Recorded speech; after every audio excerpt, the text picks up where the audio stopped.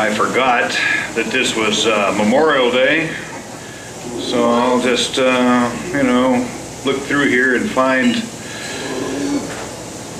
something for Memorial Day. A bronze hero. A bronze hero stands at attention on the hill. He will never hear the clink of gold coins falling through his fingers, for he has no share in the profits of war. His only purpose is to placate the living. No longer does he scan a field of fire lit by magnesium flare. He does not inhale the acrid smoke of phosphorus and sulfur, nor taste the iron of his own blood. He stands in the moonlight, and a chilled wind clears him of all confusion. His face is cold as copper, and his body is heavy as lead. Uranium flows through his veins. He stares with unyielding dignity, surrounded by flags that whip from their poles in a harsh January wind.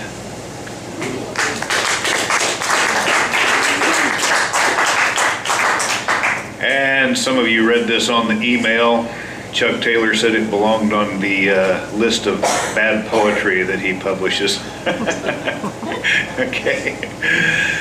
Way too late for coffee.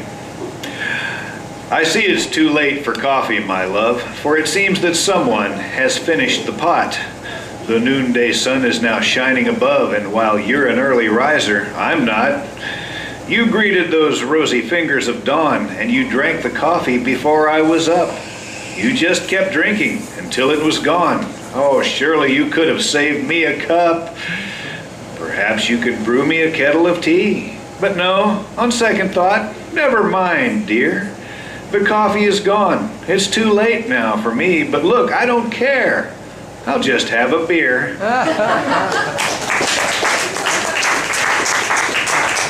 And I can't let you escape without a little political piece here. It's too late. We've been drinking the tea such a long time. Saltwater brew from a pristine bay tinged with gunpowder and blood. We savor the glory, but we cannot taste the bitterness of days we never knew. We've believed the tales for such a long time. George Washington and the cherry tree. Father, I cannot tell a lie.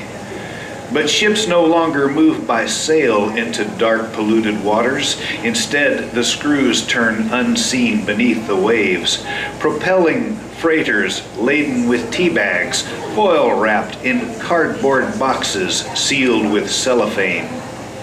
Occasionally, some actor posing as a patriot will toss a tea bag into those rancid waters and brew a frothy pot of rage. His performance will be replayed on television and the internet, along with a few leftover dreams of manifest destiny. Shove a microphone in front of George Washington and let the cameras roll. Not even he will tell the truth. He will tell you that firecrackers sound just like musketry while he pisses in your teacup. Is it too late for coffee?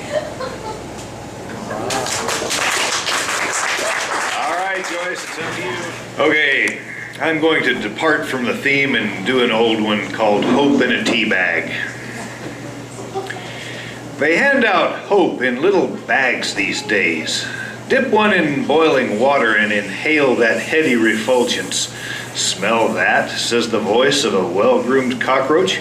It's freedom, and you can have a sip.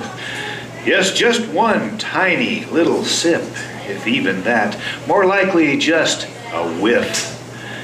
And meanwhile, some man you'll never know sits on his veranda, drinking freedom by the gallon. He gulps it down in deep, satisfying draughts, but even so, he's never sure that he has quite enough. His lackeys keep him well supplied from his private stock, which sits in a vault on a private island. They load barrels of it on pallets and ship it to his estate in Learjets and yachts and race cars. Petite women dressed like French maids decant the rich heady liquid into leaded crystal and serve it to him on a tray. Then the butler shows in the senators, and the pretty little maids serve them too. Large tumblers full, such as you and I can hardly imagine. The senators are smug as cats, and their host obligingly rolls out a ball of yarn and some catnip.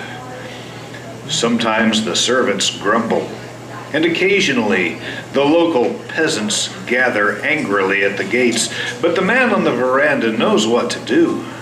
Just open a box of hope and give them a taste, because there are two types of people in the world, you see. Those who thrive on hope, and those who don't need it.